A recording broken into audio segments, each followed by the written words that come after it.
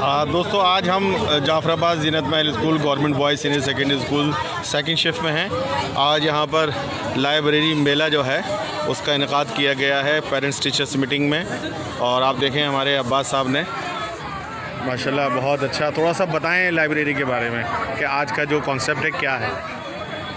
ये दिल्ली सरकार जो है कई सालों पिछले काफ़ी दिनों से जो है स्कूल के अंदर पीटीए मीटिंग का आयोजन किया जा रहा है। इस बार पहली बार ऐसा हुआ है कि पीटीए मीटिंग के साथ साथ ही स्कूल में लाइब्रेरी मेला भी ऑर्गेनाइज़ किया गया है। और उसका जो मकसद है वो जैसा कि सामने लिखा हुआ है लाइब्रेरी अवेयरनेस डे।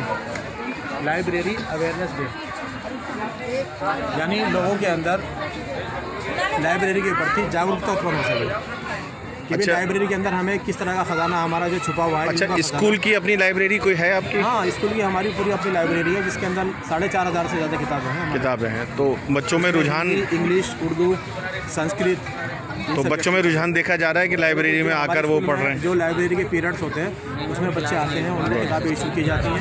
इंटरेस्ट के मुताबिक जो भी किताबें हैं वो लेते हैं। अच्छा, वालिदैन का क्या आप देखते हैं कि वालिदैन कितने इंटरेस्ट? तो बहुत ज़्यादा खुश है। आज ये स्टॉल लगा हुआ है, इतने ज़्यादा खुश है और इतनी ज़्यादा क्यूरियोसिटी उनके अंदर है, किताबों को देख के बड़े खुश हो रहे हैं। देखिए आपके सामने कितने सारे खड़े हुए। ये देखिए एक नई पहल है ज़ीनत महल टेंट वाले स्कूल को आप अक्सर टेंट वाले के नाम से जानते हैं। आज यहाँ इंफ्रास्ट्रक्चर देखें माशाल्लाह, और नई नई जो फ़िक्र है हमारे अब्बास साहब जैसे टीचर्स और यहाँ के जो principal head of the department हैं, ये सब लोग लगे हुए हैं। बस अब जो ज़रूरत है वो आपकी और हमारी है कि हम अपने बच्चों को तालीम के लिए कितना जो है जागरूक करें, क्योंकि देखिए सारा माहौल हमें तैयार करके दे दिया गया है। हमारे पास सारा मवाद है, सारी चीज़ें हैं, बस कमी है तो वालिदैन और बच्चों के इंटरेस्ट की। और टीचर्स भी यहाँ पर अपनी ज़िम्मेदारी निभाने के लिए तैयार हैं। और आप लोगों से गुजारिश है कि आप ज़्यादा से ज़्यादा इस तरह के प्रोग्राम में आया करें। और आज हम डॉक्टर कामरान और हम यहाँ पर आए हैं। मैं चाहूँगा डॉक्टर कामरान साहब भी कुछ अपने जो है थोड़े से ख्यालात रखें। डॉक्टर साहब, हमारे इलाके के अंदर ये पहली शुरुआत की गई है। हमें ज़ीनत महल मॉर्निंग में और दोपहर में सर्वोदय बाल विद्यालय स्कूल के अंदर यहाँ के उस असातिज़ा बहुत मेहनत कर रहे हैं। दिल्ली गवर्नमेंट ने बहुत मेहनत की है, स्कूल की बिल्डिंग बहुत अच्छी कर दी, स्टाफ यहाँ पर बहुत ज़्यादा मेहनत करता है बच्चों के साथ। अब इस तरह की भी शुरुआत की जा रही है ताकि के बच्चे पढ़ें और उनके बच्चों के माँ बाप भी ये समझें कि हमें अपने बच्चों को पढ़ाना है और मेहनत करनी है उनके साथ। रोज़ाना कम से कम 1 घंटा अपने बच्चों के साथ बिताएं और हर महीने आकर अपने बच्चों के टीचरों के साथ आकर बात करें कि हमारा बच्चा कैसा पढ़ रहा है, क्या कमी चल रही है, उस कमी को किस तरह इम्प्रूव किया जाए। डॉक्टर साहब, आप जो ये बीमारी महसूस करते हैं कि बच्चों में जो तालीम के प्रति रुझान नहीं है, वालिदैन की जो एक कोशिश होनी चाहिए उसमें कमियां हैं, तो उसमें आप मेन जो अहम जो बात मानेंगे कि कौन सी ऐसी वजह है जो इन लोगों को तालीम हासिल करने से रोक रही है या उसके लिए इतनी तड़प नहीं है? डॉक्टर साहब, पीछे से मेहनत होनी चाहिए, घर से मेहनत होनी चाहिए।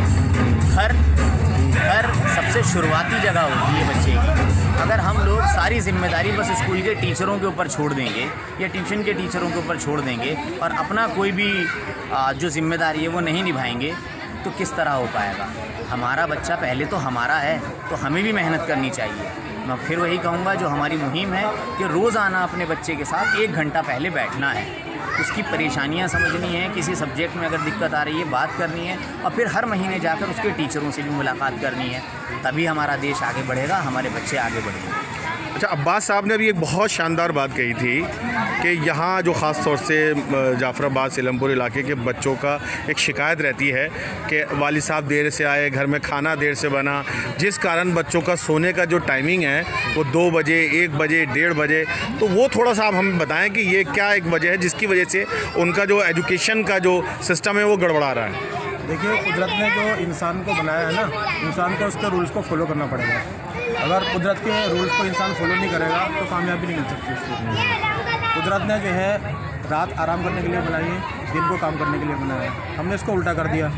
सारी रात हम जागते हैं और दिन में जो है 11-12 बजे तक हम सोते हैं। तो सुबह की जो ताज़गी होती है माइंड फ्रेश करने के लिए, पढ़ने के लिए जो वक्त बेहतरीन वक्त होता है वो टाइम तो हमारा निकल जाता है वो।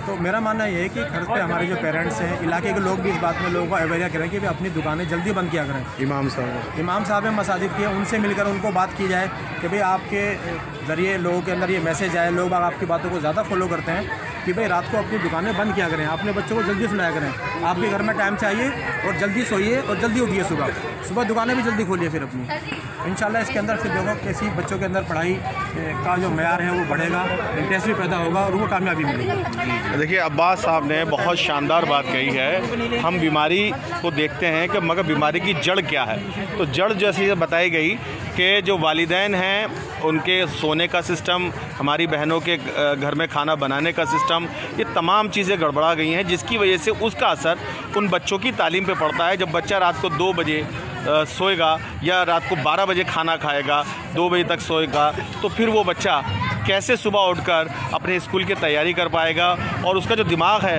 किस तरह फ्रेश होगा। तो ये सवालात जो हैं ये वालिदैन के ऊपर खड़े होते हैं। हम टीचर्स को यहाँ ज़िम्मेदारी नहीं कर रहे हैं। देखिए टीचर्स भी कहीं ना कहीं ज़िम्मेदार हैं बच्चे के मुस्तकबिल को बनाने और बिगाड़ने में। हम उनसे भी सवाल करते हैं कि वो भी अपनी क्लासें टाइम से लगाएं और वो भी उनके जो दिक्कतें हैं बच्चों के वालिदैन को बुलाकर बात करें। मगर उनकी शिकायत ये है कि वालिदैन हमसे मिलने आते नहीं हैं।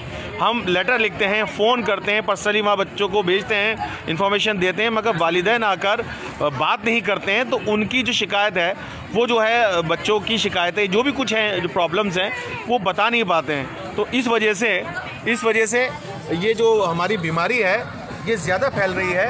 अब इतना बड़ा लाखों करोड़ों रुपए का स्कूल आपको सरकार ने बना के दिया है। इस स्कूल का फ़ायदा तभी है जब यहाँ से डॉक्टर, इंजीनियर, साइंटिस्ट और बहुत सारे काबिल नौजवान बच्चे बच्चियाँ जाएं। मगर अफसोस इतना करोड़ रुपए का नुकसान हम अपने मुल्क का, अपने देश की सरकारों का कर रहे हैं, क्योंकि हमने अपने सोने का टाइम बिगाड़ रखा है, हमने सुबह उठने का टाइम बिगाड़ रखा है, बच्चे की तालीम को हम सेकेंडरी रखते हैं और बाकी हमारे काम अव्वल हैं। जुमेरात बाज़ार हम कभी नहीं छोड़ते हैं, हम रात को गाना बजाना कभी नहीं छोड़ते हैं। फूफी की, खाला की शादी में हम 10-10 दिन जाकर छुट्टियां करते हैं। बच्चे को हम अपने साथ घसीट के ले जाते हैं, उसकी पढ़ाई का नुकसान होता है, टीचर उसको बुलाता रहता है, मगर हमारी बहनें अपनी फूफा की, खाला की, ताऊ की, चाचा, दूर दराज के रिश्तों में, शादियों में फंसे रहते हैं, जिसकी वजह से बच्चे का जो पूरा साल है वो बर्बाद हो जाता है और बच्चा आगे की पढ़ाई में दम तोड़ देता है। फिर वो 7वीं 8वीं के बाद स्कूल जाना छोड़ देता है।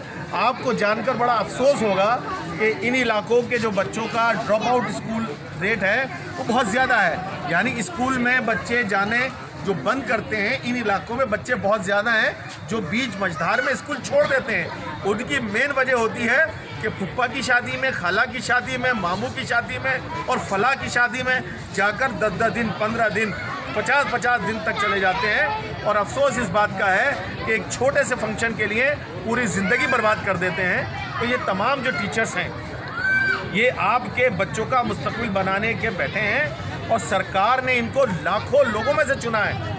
ये बहुत शानदार दिमाग है हमारे पास, अफसोस हम इनका इस्तेमाल नहीं कर पा रहे हैं, हमारी बेवकूफ़ी की वजह से, हमारी लापरवाही की वजह से, हमारे आलस की वजह से। मेरे साथ हमारे आस मोहम्मद साहब हैं, मैं उनसे भी गुजारिश करूंगा कि वो भी अपना दर्द बयां करें कि ये जो बीमारी है इसका इलाज कब और कैसे होगा। जैसे कि डॉक्टर साहब ने बताया कि ट्रायंगल है, ये जो एजुकेशन है वो ट्रायंगल है, जिसमें एक तरफ स्टूडेंट होता है, दूसरी तरफ स्कूल होता है, लेकिन एक तरफ पेरेंट्स भी होते हैं। तो स्कूल तो है ही, उसके साथ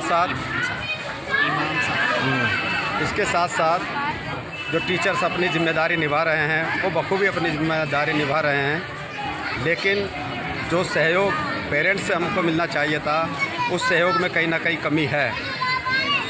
इसके लिए हमने आसपास की मस्जिदों में भी ऐलान किया है कि गार्जियंस को, वहाँ के इमाम साहब को हमने कहा कि जो गार्जियंस हैं उनको चाहे जो हमारी जुम्मे की नमाज़ होती है या फिर इतवार के दिन जो बैठाया जाता है उनको तालीम के लिए, तो उसमें इस बात पे जोर दिया जाए कि अपने औलादों को रोज़ाना रेगुलर स्कूल में भेजें और रोज़ाना ही चेक करें कि उनको क्या होमवर्क दिया गया है।